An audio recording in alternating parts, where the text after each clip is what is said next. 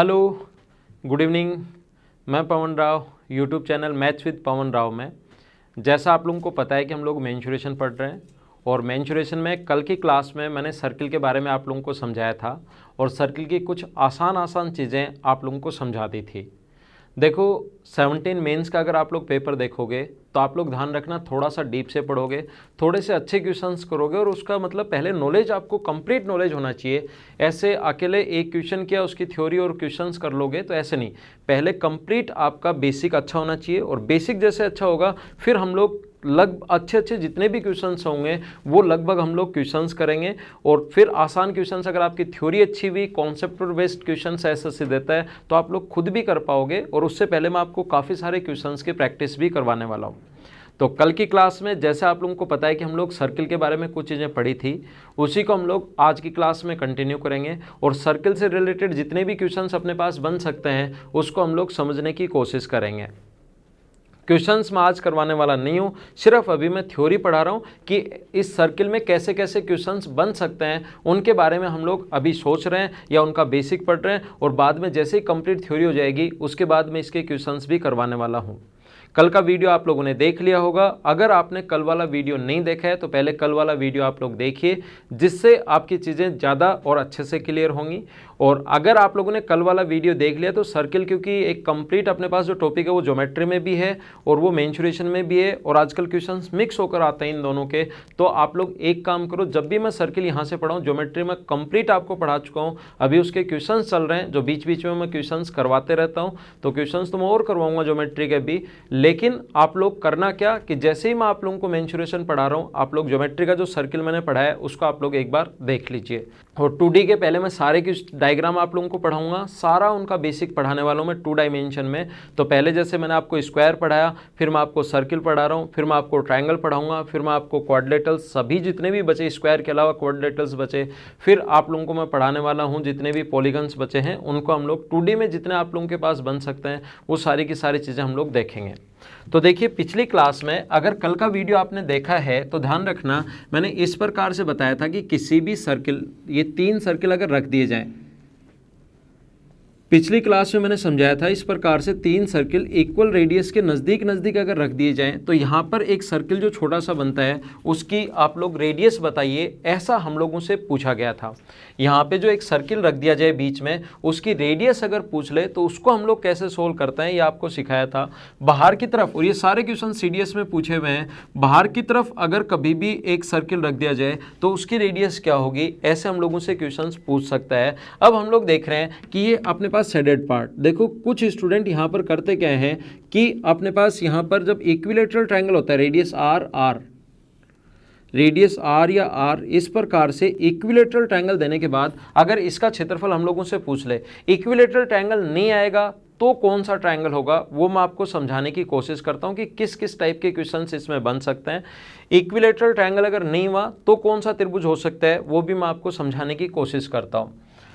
फिर हम लोग आगे आज की क्लास में इसके अंदर सेमी सर्किल के अंदर मैक्सिमम साइड का स्क्वायर रख दिया जाए, सेमी सर्किल के अंदर मैक्सिमम साइड का कोई भी ट्रायंगल रख दिया जाए, उन सभी को हम लोग आज की क्लास का हमारा पार्ट होगा वो, उनको हम लोग समझने की कोशिश करेंगे। तो सबसे पहले एक चीज़ ध्यान रखना, ये जो अपने पास शेडेड पार्ट है बीच वाला 3 सर्किल, अब मैं शुरुआत करता हूँ बेसिक से और धीरे धीरे शुरुआत करूँगा आसान चीज़ों से और फिर धीरे धीरे अपने स्टैंडर्ड को बढ़ाते हैं।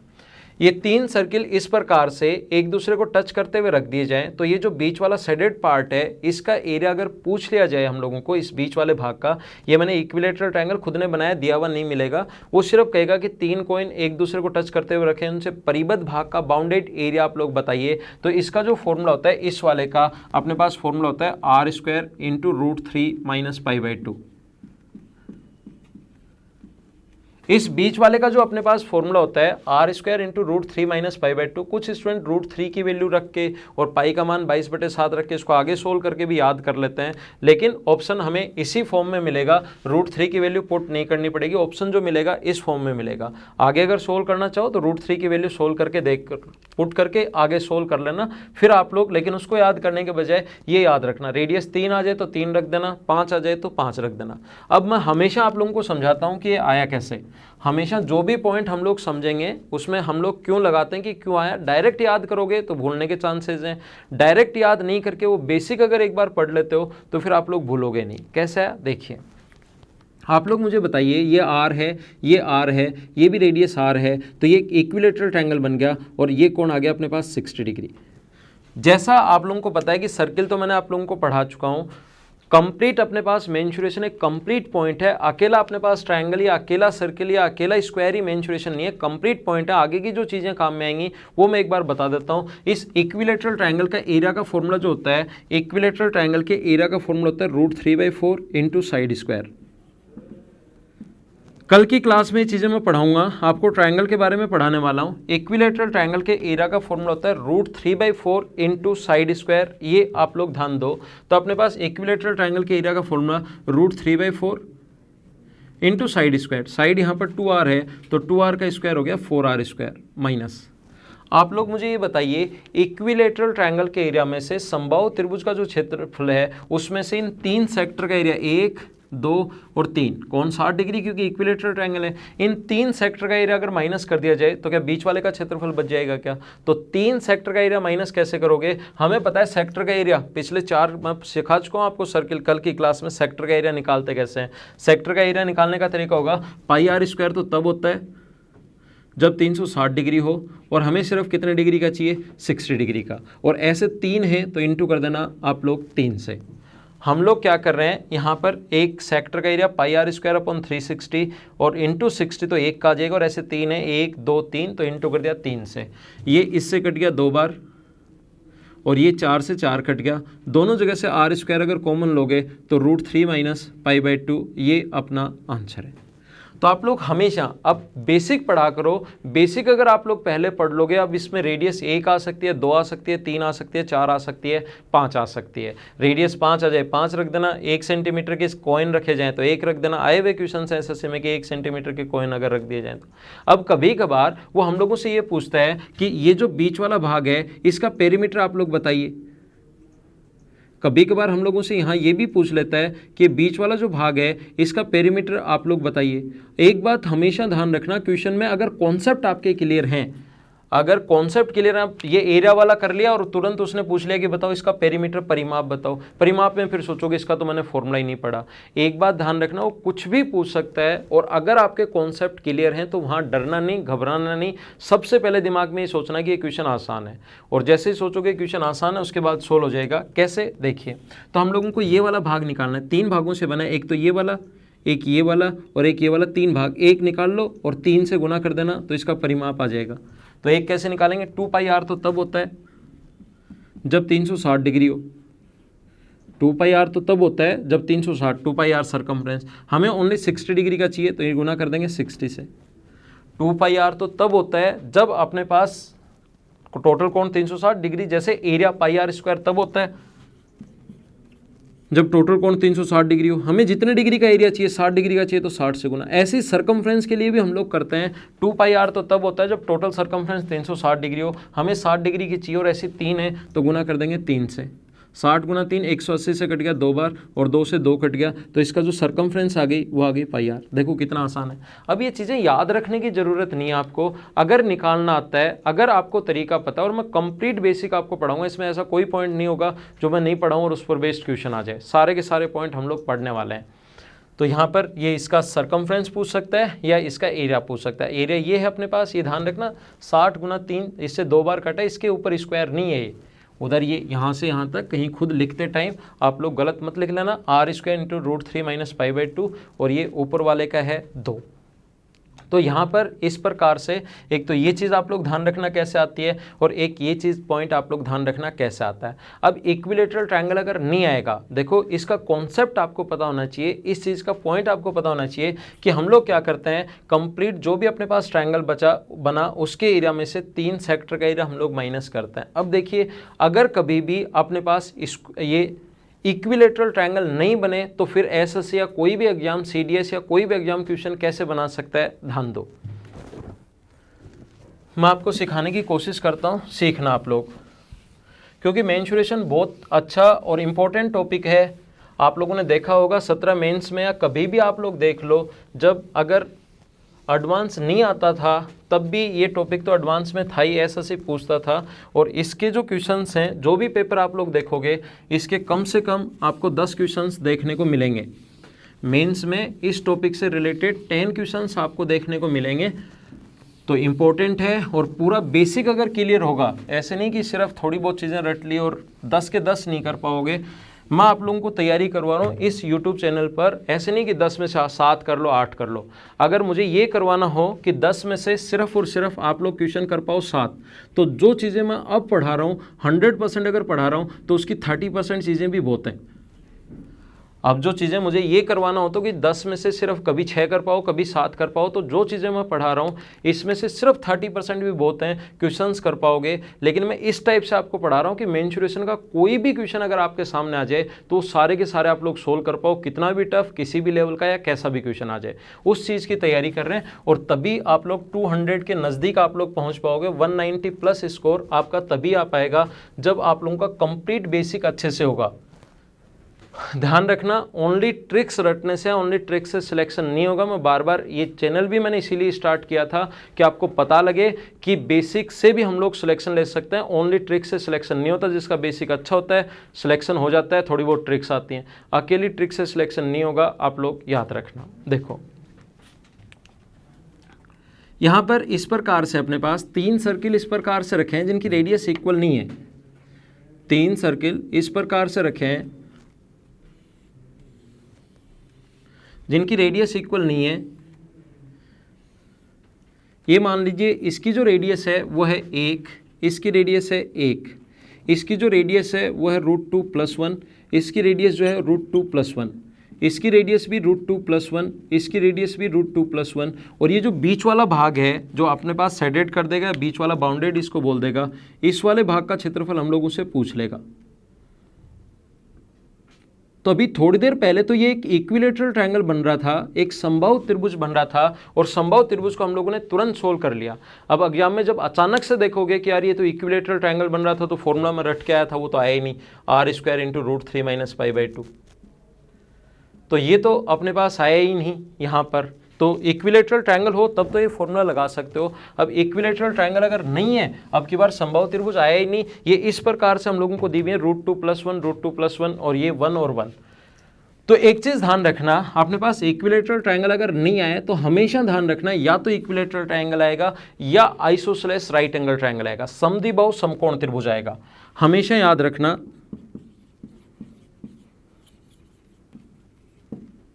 आइसोसेलेस राइट एंगल ट्रायंगल आएगा, समकोण त्रिभुज। ये इंपॉर्टेंट है, इस चीज का ध्यान रखना, समद्विबाहु समकोण त्रिभुज। हिंदी मीडियम वालों के लिए भी मैं लिख देता हूं, नहीं तो उन लोगों को लगेगा कि सर आप लोग हिंदी में लिखा करो, हिंदी में लिखा करो। एक चीज़ हमेशा ध्यान रखना, या तो अपने पास हमेशा और हमेशा एक इक्विलेटरल ट्रायंगल आएगा, अगर इक्विलेटरल ट्रायंगल नहीं आए तो फिर आइसोसेलेस राइट एंगल ट्रायंगल आएगा। और ध्यान रखना एक आइसोसेलेस राइट एंगल ट्रायंगल है √2 + 1, √2 + 1, ये साइड, ये वाली जो साइड अपने पास वो वाली साइड है √2 + 1 + 1, √2 + 1 + 1। तो ये एक आइसोसेलेस ट्रायंगल है। ये वाली साइड हुई √2 + 1 + 1, ये वाली साइड हुई √2 + 1 + 1, और ये वाली जो साइड है ये हुई √2 + 2। यहाँ से यहाँ तक की जो साइड है वो हुई √2 और √2 मिलके 2√2, और 1 और 1 मिलके 2। ये साइड हुई √2 + 2, इसमें 1 अगर ऐड करोगे तो √2 + 2। ये वाली साइड भी है √2 + 2, बराबर है अपने पास 2√2 + 2 का स्क्वायर। ये पॉइंट आप लोग याद रखना, इस प्रकार से हमें पता है a² + b² = c², ऐसा लिख कर नहीं देगा। आइसोसेलेस राइट एंगल ट्रायंगल, ये चीज़ इंपॉर्टेंट है, इसको आप लोग एक बार समझ लीजिए। ये लिखकर नहीं देगा कि अपने पास आइसोसेलेस राइट एंगल ट्रायंगल, ऐसा लिखकर नहीं देगा। इस प्रकार से सिर्फ ये संख्याएं ऐसी लिखेगा जिससे राइट एंगल ट्रायंगल अपने पास आइसोसेलेस राइट एंगल ट्रायंगल बने। ये √2 + 2, ये √2 + 2, ये दोनों बराबर हैं। और a² + b² = c², इसका स्क्वायर करोगे 2 + 4 + 4√2, इसका स्क्वायर करोगे 2 + 4 + 4√2। तो इन सभी को ऐड करोगे, 6 और 6 12, तो 12 + 8√2। ऐसे ही इसको जब सोल्व करोगे आप लोग, बराबर के इधर वाला है ये आ जाएगा 8 + 4 + 8√2, जब होल स्क्वायर खोलोगे तो ये भी अपने पास 12 + 8√2 है, और ये भी अपने पास इधर वाला भी 12 + 8√2 है। इससे हमें समझ में आ गया कि a² + b² बराबर c² है, तो राइट एंगल ट्रायंगल हो गया। ध्यान रखना क्वेश्चन में लिख कर नहीं देगा, सिर्फ संख्याएं देगा, और ये रेड पार्ट जो इसका एरिया हम लोगों से पूछ ले तो ये बात आप लोग ध्यान रखना, हमें चेक करना पड़ेगा आइसोसेलेस तो है ही है, ये साइड और ये साइड बराबर हैं, और साथ ही a² + b² बराबर c² है, तो समकोण त्रिभुज है, तो समकोण त्रिभुज का ये कोण तो हुआ 90 डिग्री, ये कोण हुआ 45 डिग्री, क्योंकि आइसोसेलेस राइट एंगल ट्रायंगल है, और ये कोण हुआ 45 डिग्री। ये बात आप लोग ध्यान रखना, 45 डिग्री 45 डिग्री, और ये जो है अपने पास ये हुआ अपने पास 90 डिग्री। अब मुझे आप लोग ये बताइए, इस वाले भाग का एरिया अगर निकालना है तो इस राइट एंगल ट्रायंगल में से 3 सेक्टर, एक ये वाला, एक ये वाला और एक ये वाला, इन 3 सेक्टर का एरिया अगर माइनस कर दिया जाए तो क्या बीच वाले का क्षेत्रफल बच जाएगा क्या? कैसे करेंगे देखो, ये इंपॉर्टेंट है, ध्यान रखना। इक्विलेटरल ट्रायंगल अगर बना, यहाँ पर तीनों सर्किल अगर बराबर हुए तब तक तो आप लोग एरिया निकाल सकते हो बीच वाले भाग का, लेकिन जब आइसोसेलेस राइट एंगल ट्रायंगल आ जाएगा तो बहुत सारे स्टूडेंट इसमें फंस जाएंगे, और ये पॉइंट आप लोग याद रखना। तो देखिए इसको मैं एक बार वापस से बनाता हूँ आपके लिए। इस प्रकार से अपने पास 3 सर्किल हैं जिनकी रेडियस, आज मैं थोड़ा सा अलग आप लोगों को पढ़ा रहा हूँ। मैंने आप लोगों को बताया कि इसकी रेडियस √2 + 1 है, इधर वाले की रेडियस भी √2 + 1 है, इसकी रेडियस भी √2 + 1 है इस प्रकार से, और इसकी रेडियस जो है अपने पास नीचे वाले की रेडियस, इसकी रेडियस है 1। तो हमें पता है कि इसका स्क्वायर प्लस इसका स्क्वायर बराबर इसका स्क्वायर, जो मैंने अभी भी आप लोगों को समझा दिया पूरा, a² + b² बराबर c² है, और ये दोनों साइड्स अगर बराबर हैं तो ये आइसोसेलेस राइट एंगल ट्रायंगल बन गया।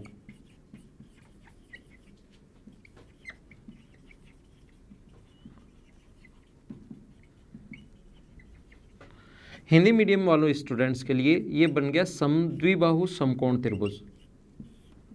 और अगर हम लोगों को ये बीच वाले भाग का क्षेत्रफल अगर निकालना पड़े, जो या तो कल की क्लास में मैंने बताया था इक्विलेटरल ट्रायंगल के लिए मैं कैसे निकालते हैं, या आपको यहाँ पर इस वाले भाग का क्षेत्रफल अगर निकालना पड़े तो इस वाले भाग का क्षेत्रफल निकालने का तरीका होगा, आइसोसेलेस राइट एंगल ट्रायंगल है तो ये कोण 90 डिग्री बन गया, ये 45 डिग्री बन गया, और ये 45 डिग्री बन गया। अब इस राइट एंगल ट्रायंगल के एरिया में से समकोण त्रिभुज का जो क्षेत्रफल है, इसमें से आप लोग इन 3 सेक्टर 1, 2 और 3 इनका क्षेत्रफल अगर माइनस कर लोगे तो अपने पास सिर्फ इस शेडेड पार्ट का जो आपको रेड कलर में दिखाई दे रहा है उसका क्षेत्रफल बच जाएगा। तो राइट एंगल ट्रायंगल के एरिया का फॉर्मूला होता है half into base into height, जो मैं आपको अगली क्लास में पढ़ाने वाला हूँ।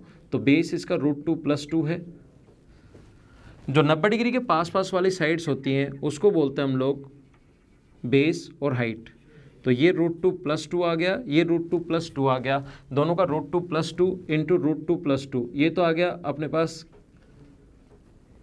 जो ट्रायंगल है राइट एंगल ट्रायंगल उसका क्षेत्रफल। तो राइट एंगल ट्रायंगल के क्षेत्रफल में से हाफ इंटू ये √2 + 2 का होल स्क्वायर में से अगर माइनस कर दोगे आप लोग 3 सेक्टर, एक तो ये वाला, एक ये वाला और एक ये वाला, इन 3 सेक्टर का एरिया माइनस कर दोगे तो सिर्फ ये बीच वाले भाग का क्षेत्रफल बच जाएगा। सेक्टर का एरिया निकालना मैं काफ़ी अच्छे से कल के क्लास में सिखा चुका हूँ। सेक्टर के एरिया निकालने का तरीका होता है πr², r² 1 का स्क्वायर 1, क्योंकि रेडियस इसकी 1 है, तो तब होता है जब 360 डिग्री का कोण हो और हमें ओनली कितने डिग्री का चाहिए, 90 डिग्री का, तो गुना कर देंगे 90 से, प्लस ये तो एक इस सेक्टर का एरिया आ गया अपने पास, बाकी 2 सेक्टर ये बचे, तो इनका क्षेत्रफल क्या होगा πr², πr² यानी √2 + 1 का स्क्वायर, तो तब होता है जब 360 डिग्री का कोण हो और हमें ओनली कितने डिग्री का चाहिए, 45 डिग्री का, और ऐसे हैं कितने 2।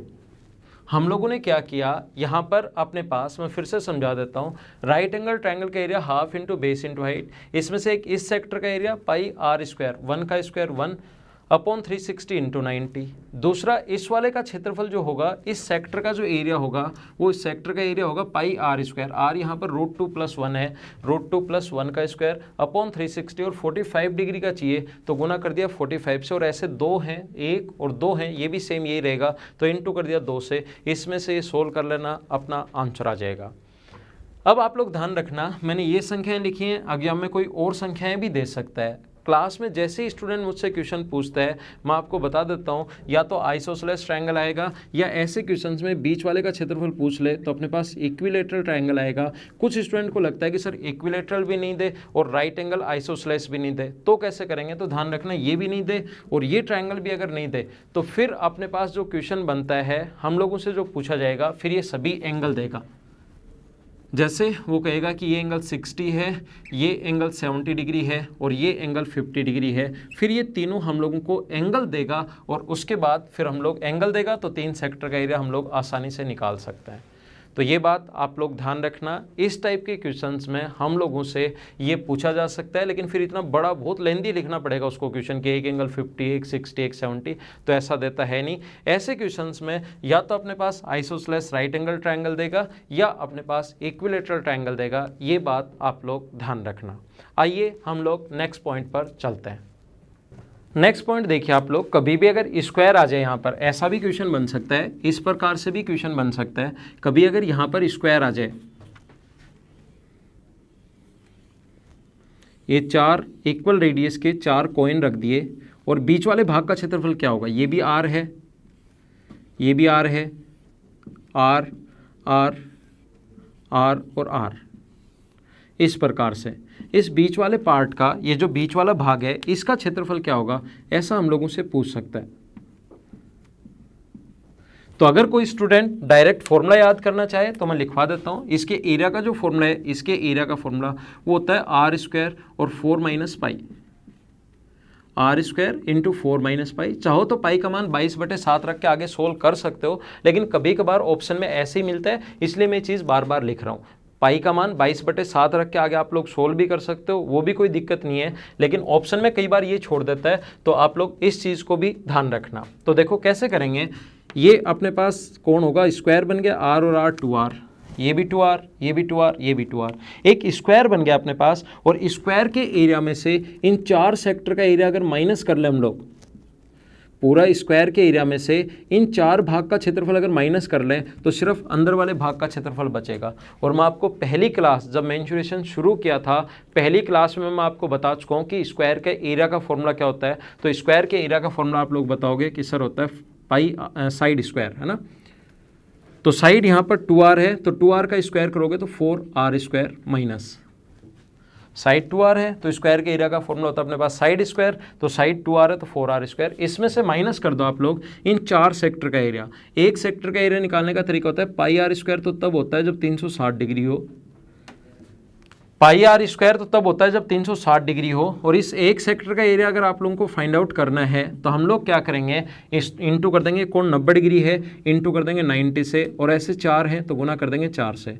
90 गुना 4 360 कट गया। आर स्क्वायर अगर कॉमन ले लें तो अंदर यही बचेगा 4 माइनस पाई, जो मैंने आप लोगों को बताया। तो ये बात इसमें ध्यान रखना, कभी कभार 4 कॉइन का क्वेश्चन भी इस प्रकार से आ सकता है। तो ऐसे अगर क्वेश्चंस आएँ तो उनको हम लोग इसी टाइप से सोल्व करते हैं, याद कर लो, या अपने पास ये वाला तरीका है।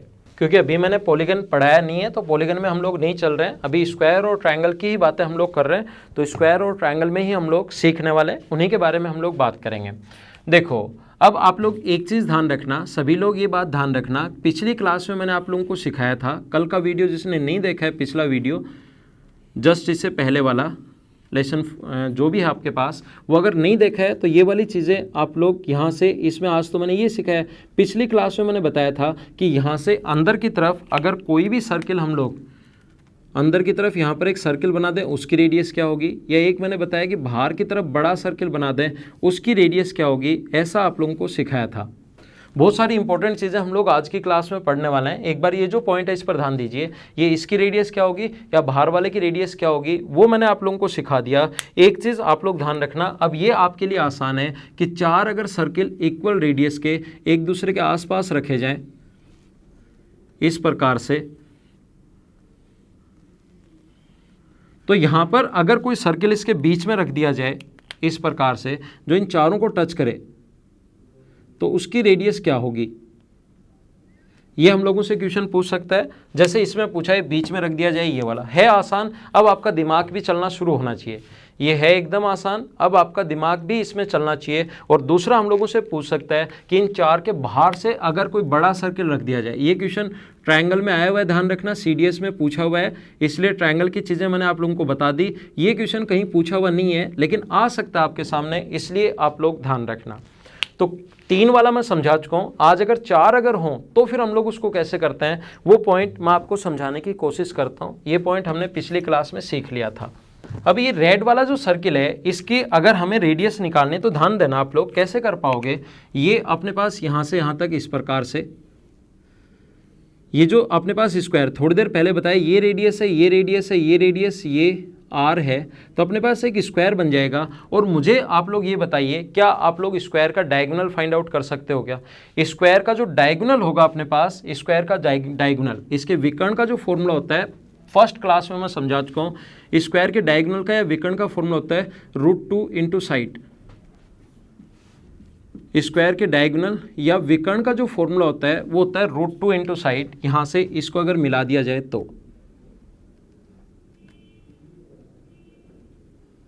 तो यहां पर जो साइड है वो बताओ कितनी है। अब आपको बताना है, जहां पर भी आप लोग बैठे हो, जैसे मैं पूछूं कि स्क्वायर की साइड कितनी है तो वहां से आपको बोलना है, जिससे चीज़ें आपको अच्छे से और सही समझ में आएगी। पूरा जो आपका कंसंट्रेशन है वो इसी पर बना रहेगा उस चीज़ से। मुझे बताओ इसकी स्क्वायर की साइड कितनी है, आप लोग तुरंत कहोगे सर 2r है। तो क्या 2r अगर है तो क्या आप लोग डायगोनल फाइंड आउट कर सकते हो क्या? साइड अगर 2r है तो डायगोनल होगा 2, साइड की जगह 2r रखना है, √2 इंटू 2r, तो ये आ गया 2√2 इंटू r।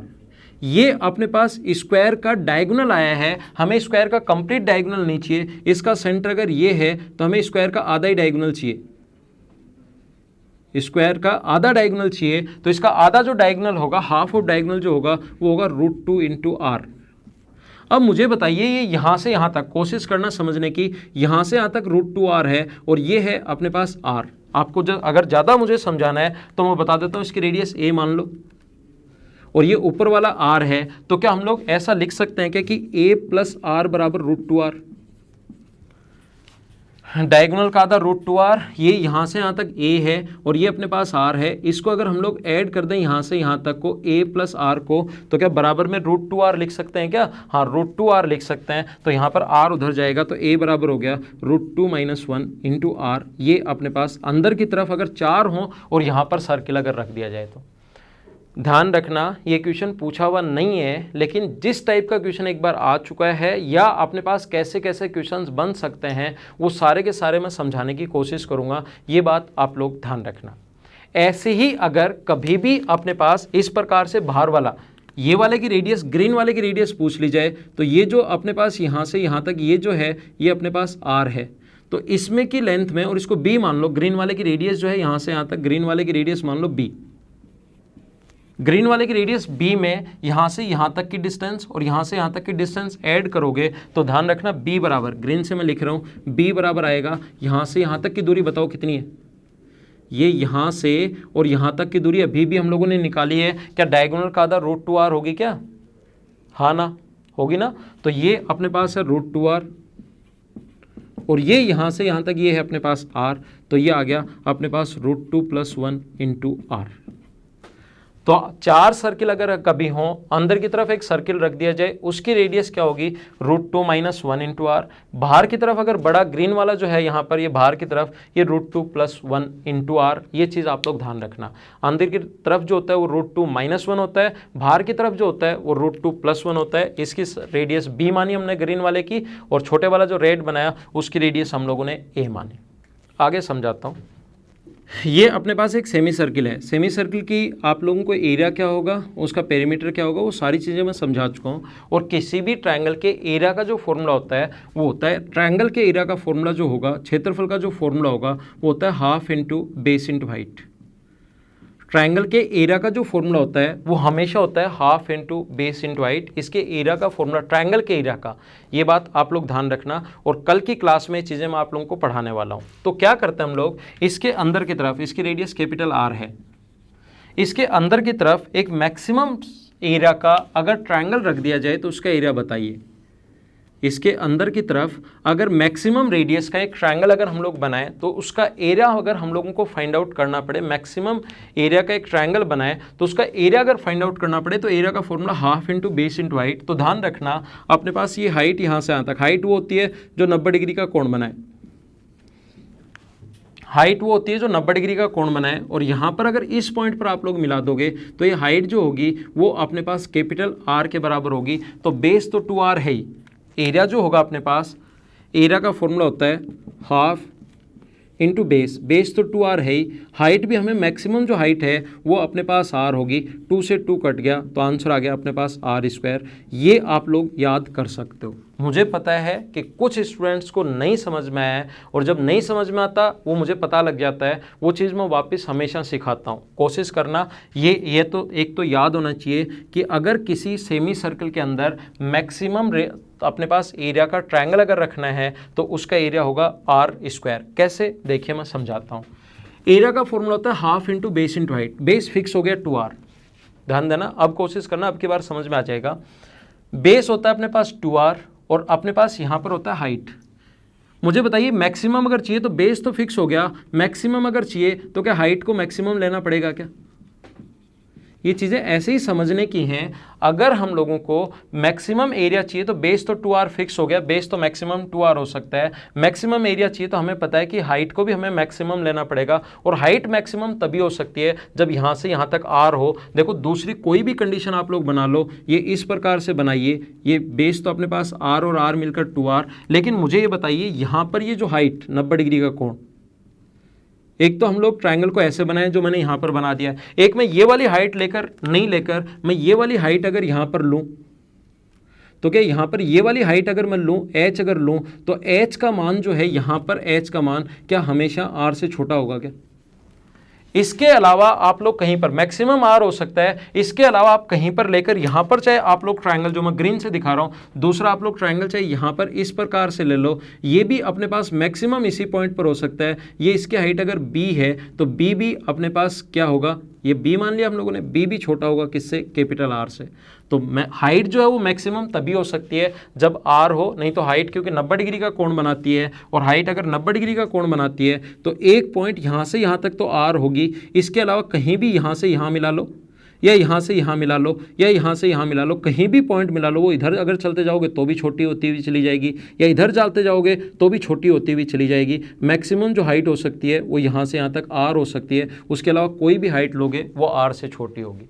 तो ये बात आप लोग याद रखना कि मैक्सिमम जो ट्रायंगल बनाया, मैक्सिमम एरिया का ट्रायंगल, उसके एरिया का जो फॉर्मूला होता है वो होता है r²।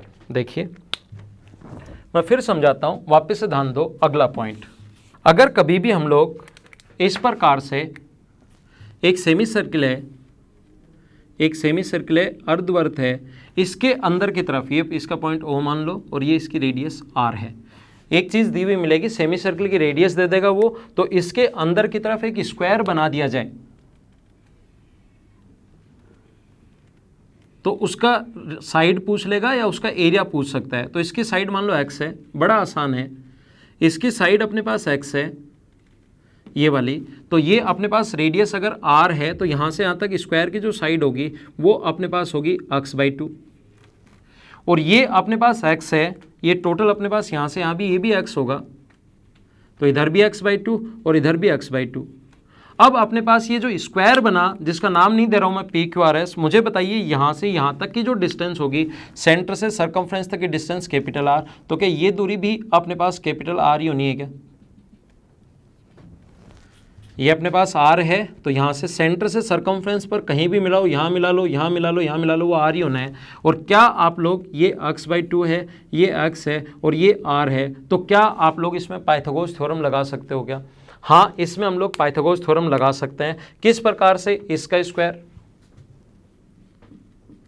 प्लस इसका स्क्वायर, x²/4 बराबर होगा अपने पास R²।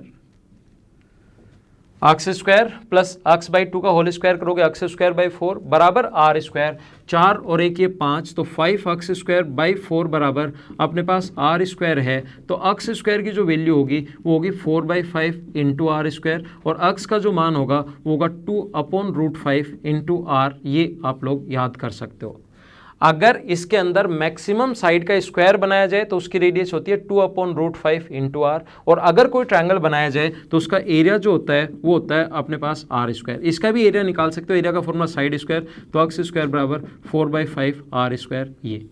लेकिन इसमें साइड ही पूछता है तो ये चीज़ ध्यान रखना, एरिया तो फिर आप लोग बना ही सकते हो, स्क्वायर की साइड देकर हमें इस सेमी सर्कल की रेडियस पूछ सकता है, और सेमी सर्कल की रेडियस देकर स्क्वायर का हम लोगों को एरिया फाइंड आउट करवा सकता है, स्क्वायर की साइड पूछ सकता है। ऐसे क्वेश्चंस में, इस टाइप के क्वेश्चंस में ये आप लोग ध्यान रखना क्या है, एक सेमी सर्कल के अंदर, एक अर्धवर्त के अंदर मैक्सिमम साइड का अगर स्क्वायर हमें पुट करना है तो उसकी साइड क्या होगी वो हम लोगों ने यहाँ पर सीखने की कोशिश की। अगले पॉइंट में चलते हैं, याद रखना इंपॉर्टेंट है।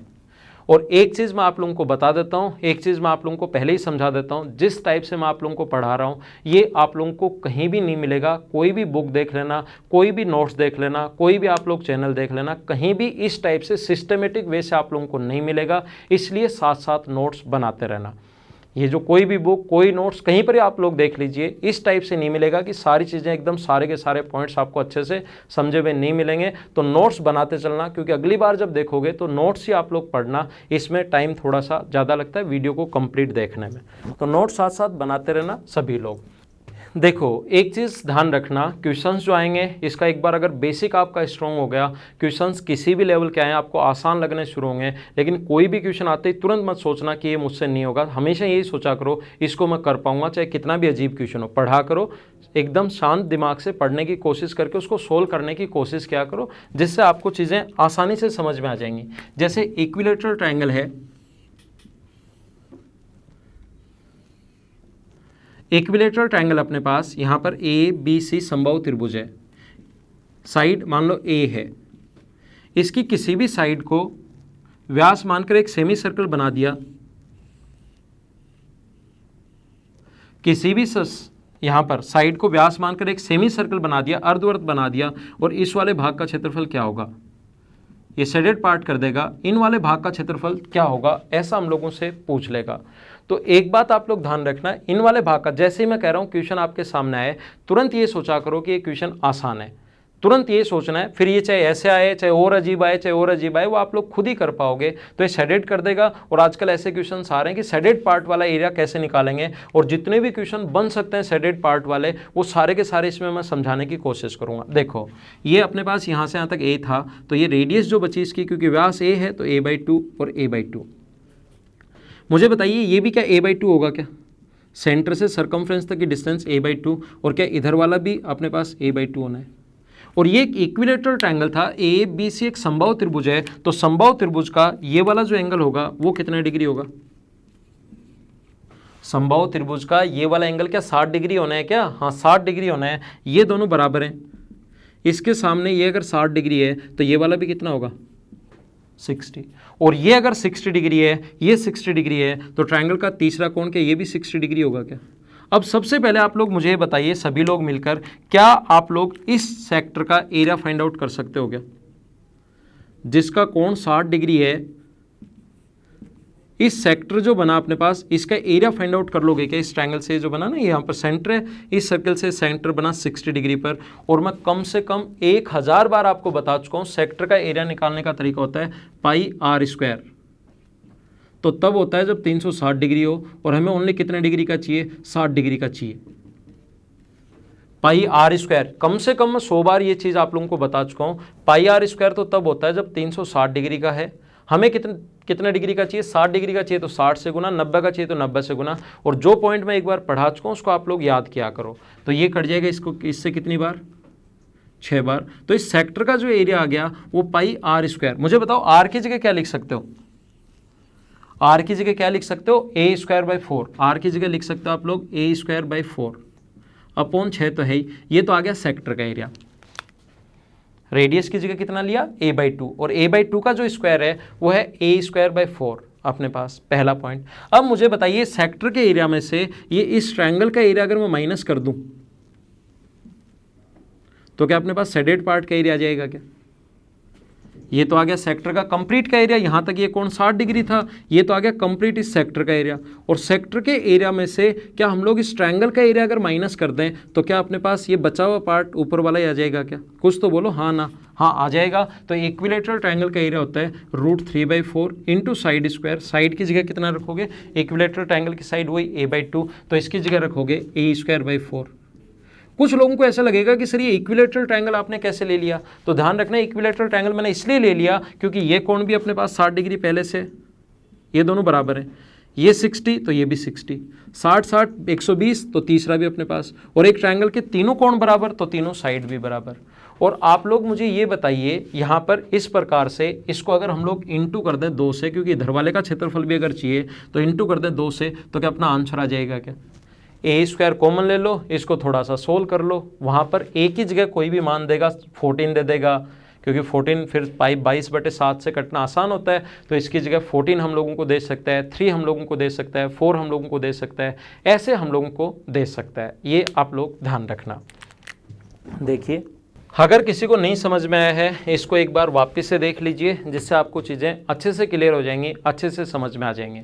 बहुत सारी ऐसी चीज़ें हैं, देखो सर्किल में ये बात ध्यान रखना आप लोग, इस प्रकार से कभी कभार आसान क्वेश्चन भी आते हैं, सारे क्वेश्चन टफ नहीं होते। 10 क्वेश्चन में से ध्यान रखना 5 या 6 तो एकदम आसान क्वेश्चन भी होंगे। कभी कभार ऐसे क्वेश्चन आ जाते हैं कि एक 2 कॉन्सेंट्रिक सर्किल हैं, या एक अपने पास कोई भी गार्डन है उसके बाहर से सर्कुलर पाथ बना हुआ है, इसकी सरकमफ्रेंस 132 है, इसकी सरकमफ्रेंस 88 है, तो आप लोग इस वाले भाग का क्षेत्रफल बताइए।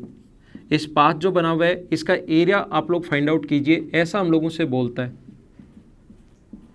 तो इसका एरिया अगर हम लोगों को निकालना है तो हम लोग क्या करेंगे, बाहर वाले की सरकमफ्रेंस मान लेंगे, रेडियस मान लेंगे r1, और अंदर वाले की रेडियस मान लेंगे r2।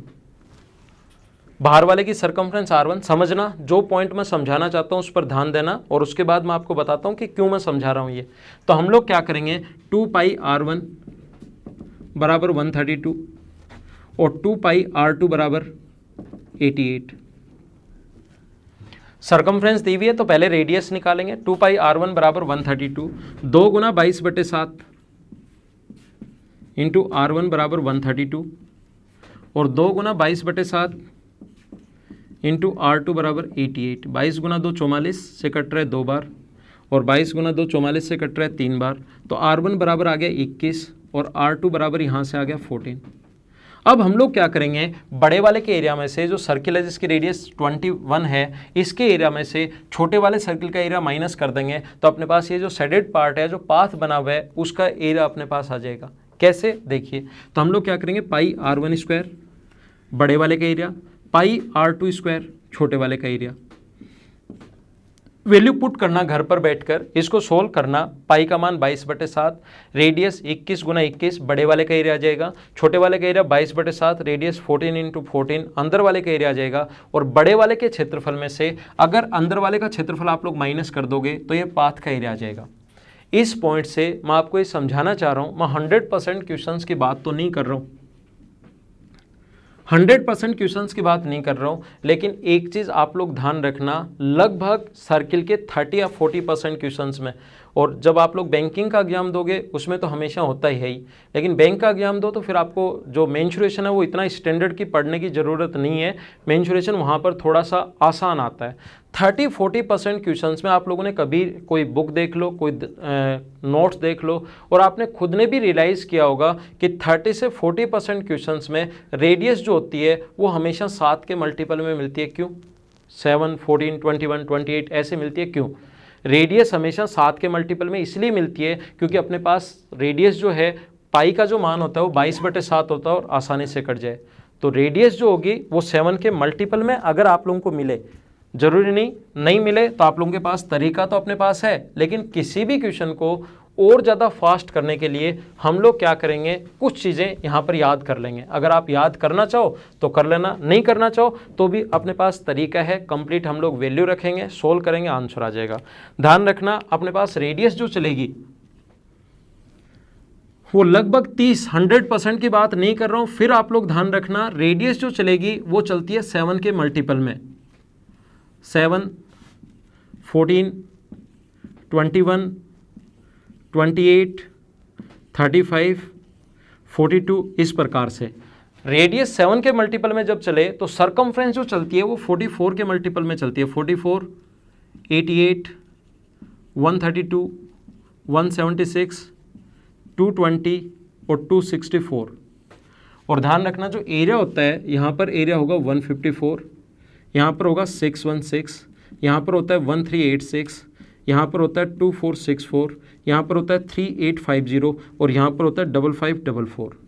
तो ये चीज़ें आप लोग एक बार याद कर लेना, क्योंकि कुछ क्वेश्चंस बैंकिंग वाले स्टूडेंट तो इसको 100% याद रखना, एसएससी वाले नहीं करो तो भी काम चल जाएगा, क्योंकि कभी कभार एक क्वेश्चन आएगा सर्किल पर बेस्ड।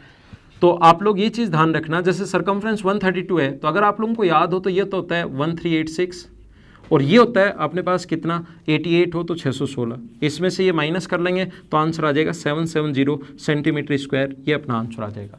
तो ये टेबल अगर आप लोगों को याद है तो क्वेश्चन आप लोग देखते ही कर पाओगे। टेबल याद करना जरूरी नहीं है, फिर मैं बता देता हूँ, 2-3 बार इसको पढ़ना, बैठ कर रटना नहीं है, 2 या 3 बार इसको पढ़ना, अपने आप याद हो जाएगी। जैसे जैसे हम लोग क्वेश्चंस में काम में लेंगे तो आपकी खुद ही याद हो जाएगी। अगर कोई भी स्टूडेंट इसका स्क्रीनशॉट लेना चाहे तो ले सकता है। तो अगला पॉइंट देखिए, बहुत सारी चीज़ें इस टाइप से हैं। एक चीज़ आप लोग ध्यान रखना, ये जो इस प्रकार से अपने पास है यहाँ पर किसी भी राइट एंगल ट्रायंगल में, एक right angle triangle A B और सी में एक जैसे इस पर ट्रायंगल बना दिया जाए, सॉरी सेमी सर्कल बना दिया जाए। ट्रायंगल है राइट एंगल ट्रायंगल, ये साइड मान लो ए है, ये साइड मान लो इस प्रकार से है ए बी और सी, ये साइड ए है, ये साइड बी है और ये साइड सी है समकोण। एक सर्किल इस प्रकार से बना दिया जाए सेमी सर्किल, ये इसको व्यास मानते हुए अपने पास AC को व्यास मानते हुए, BC को व्यास मानते हुए और एक अपने पास AB को व्यास मानते हुए ऐसे सर्किल बना दिया जाए। तो इस वाले भाग का क्षेत्रफल हम लोगों से पूछ लेता है। इस वाले भाग का जो क्षेत्रफल होगा वो इस ट्रायंगल जो राइट एंगल ट्रायंगल है ABC, इसके क्षेत्रफल के बराबर होता है। ये जो शेडेड पार्ट का एरिया है ये अपने पास बराबर होता है किसके, हाफ ऑफ AB के। इस ट्रायंगल का जो एरिया है इसके बराबर होता है। लेकिन ये चीज़ आप लोग ध्यान रखना, मैं थ्योरी में आपको नहीं पढ़ाता हूँ, फिर ये क्वेश्चंस हैं। ऐसे तो बहुत सारी चीज़ें होंगी फिर याद करने के लिए, ये क्वेश्चंस हैं जो मैं आपको क्वेश्चंस में ही करवाऊंगा और वहीं पर आप लोगों को समझाऊंगा। बहुत सारे ऐसे पॉइंट हैं, जैसे राइट एंगल ट्रायंगल में यहाँ पर इस पर एक सर्किल बना दिया जाए और फिर एक सर्किल हम लोग इस प्रकार से बना दें और ये शेडेड कर दे, इसका क्षेत्रफल क्या होगा। तो ध्यान रखना है सारे के सारे जो पॉइंट हैं ये शेडेड पार्ट वाले, ये हम लोग क्वेश्चंस में करेंगे और क्वेश्चंस में मैं बहुत सारी चीज़ें और आपकी क्लियर करूंगा। बहुत जब क्वेश्चंस हम लोग करते हैं तो थ्योरी आपकी क्लियर तो होती है, कुछ नई चीज़ें भी आप लोगों को सीखने को मिलती हैं। तो ये हमारा सर्किल था जो आज कंप्लीट हुआ, जिसका बेसिक थ्योरी कंप्लीट हुई। और एक बार आप लोग इसको बार बार पढ़िए, बाद में मैं इसके क्वेश्चंस भी आप लोगों को करवाने वाला हूँ। तो आज की क्लास में सिर्फ इतना ही, बाकी चीज़ें हम लोग अपनी अगली क्लास में कल शाम को 6 बजे फिर से मिलते हैं। तब तक के लिए bye bye, take care, see you in the next lesson.